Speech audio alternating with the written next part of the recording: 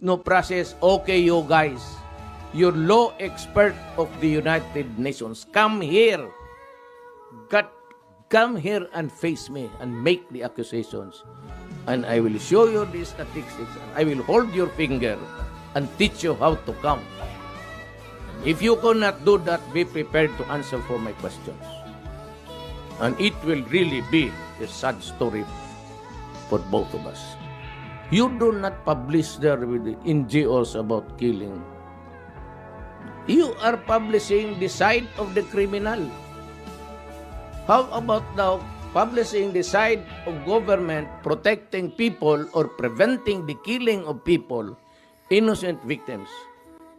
My job, ladies and gentlemen, and of the United Nations, my job as president is to protect the innocent.